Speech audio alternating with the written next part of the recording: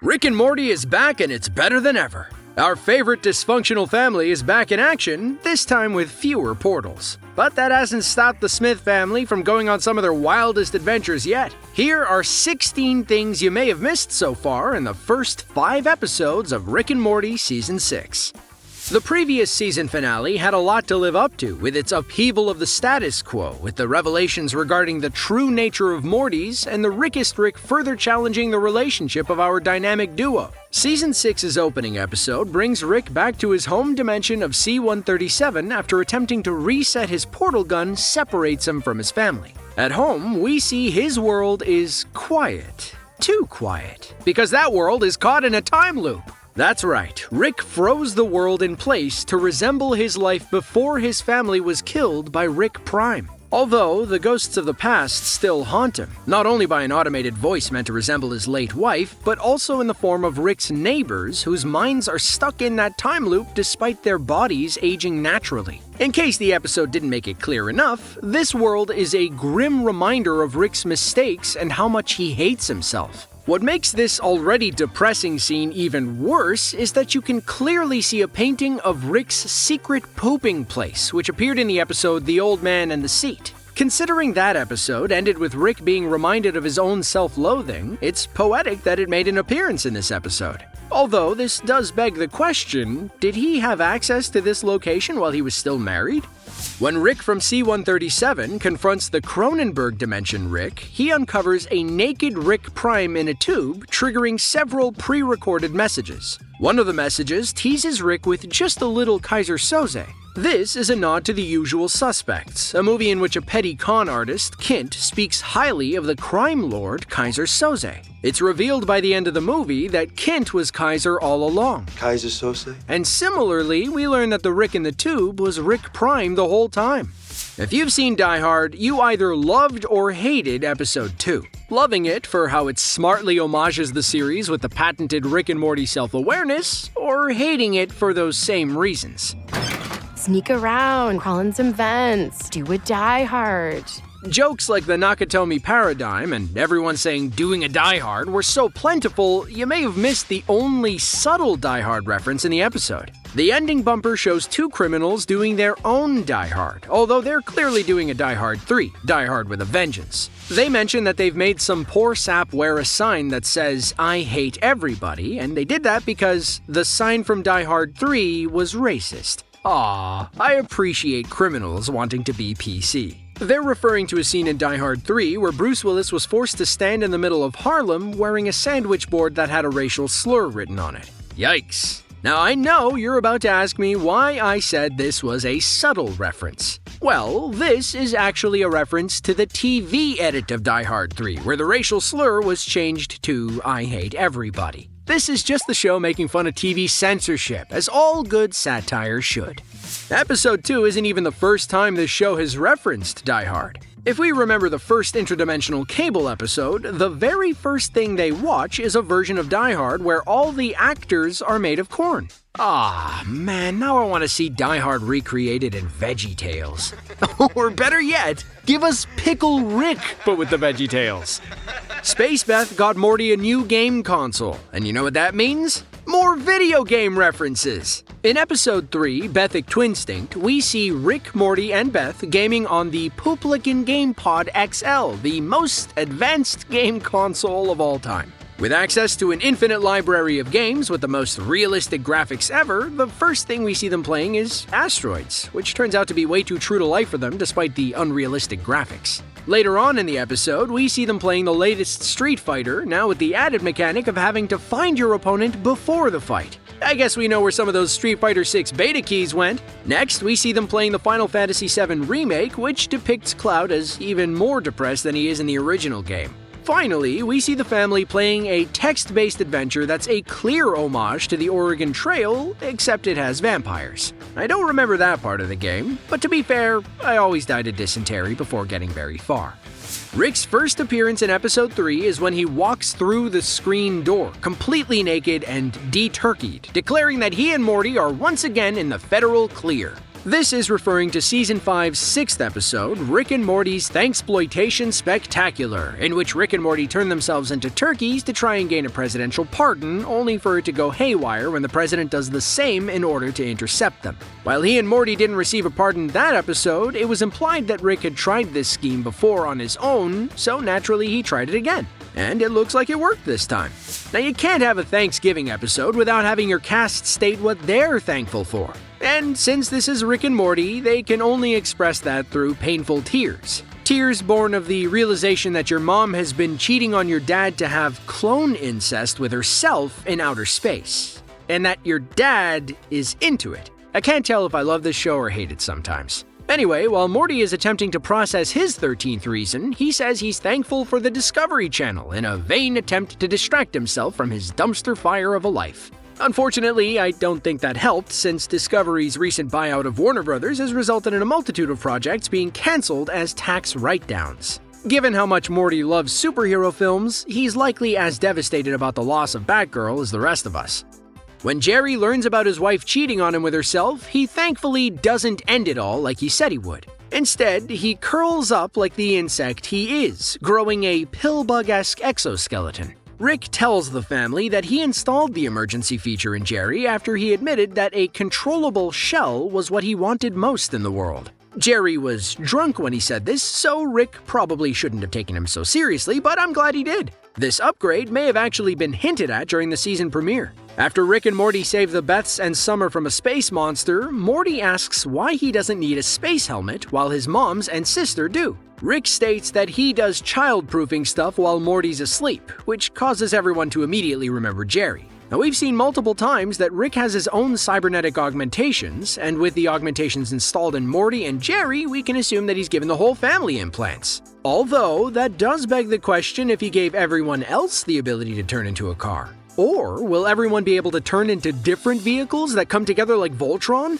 Episode 4, Night Family, is one of the best episodes so far, bringing us a delightful horror episode that aired just shy of October. In this episode, Rick acquires a somnambulator from the Goopy Joop system that allows him to program his unconscious body to do in his sleep what he can't get done during the day. The rest of the Smith family are intrigued, and each wants their own night person so they can get absolutely shredded like Rick without losing sleep. The family take advantage of the night people, pushing off all the menial chores onto them in addition to whatever hobbies they nocturnally pursue.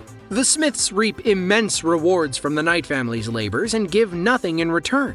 The Night family is trapped within the routines demanded by the Smith family with no say in the matter, effectively treated like slaves. I guess you could say that Rick created slavery with extra steps? You know what I'm talking about, one of the series' classic episodes, The Ricks Must Be Crazy, where Rick created a micro-universe to perpetually power his ship's battery. I'm honestly surprised there was no callback to that in this episode, but in such a meta-heavy show, some restraint is appreciated. One thing we can be certain of, though, is that given the financial situation of the Smith family at the episode's conclusion, is that nobody is getting laid in college. Because they can't go to college, because they have no money.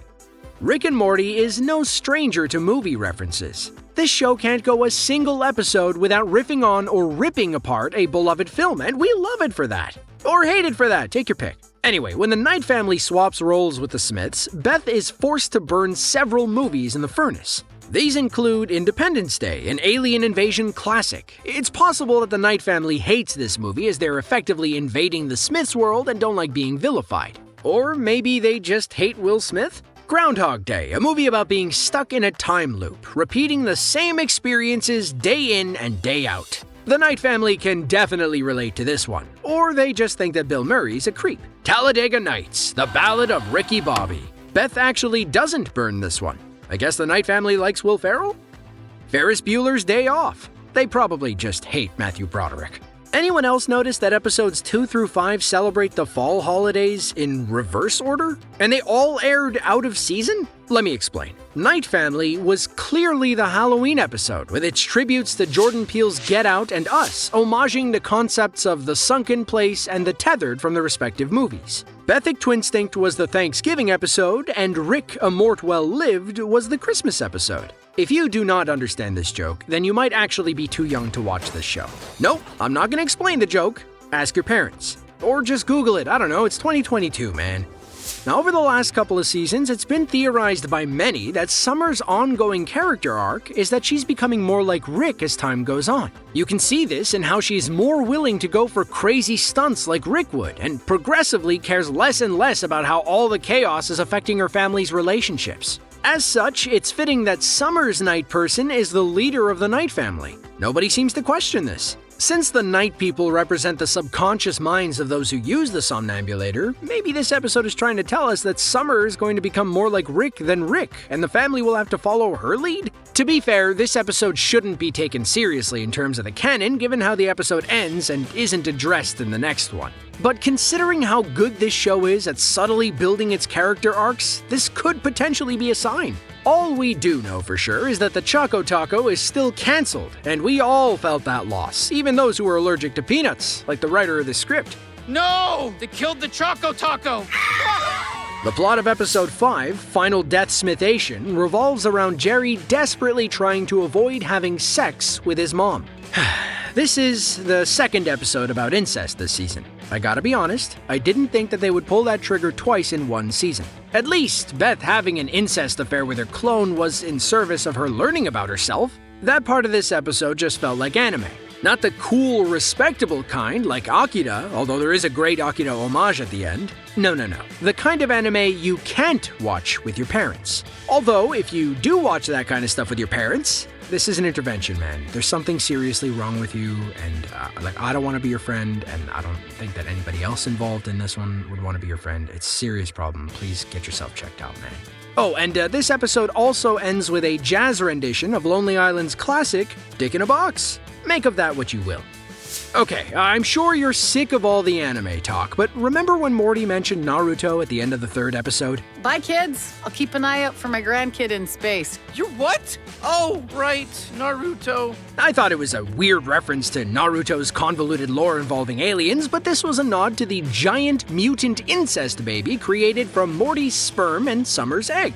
You'll be forgiven for forgetting Rick Dependence Spray. I'm pretty sure that we all tried to erase it from our minds. Although, this isn't the only time that Naruto has been mentioned since his unconventional conception. The baby actually showed up a few episodes later, aiding the family in an anime-inspired mecha fight in deep space. That's where it got its name, too. I can't really draw any parallels between the incest baby and the anime icon, other than perhaps, much like the villagers of Naruto's village, we all hate him for simply existing.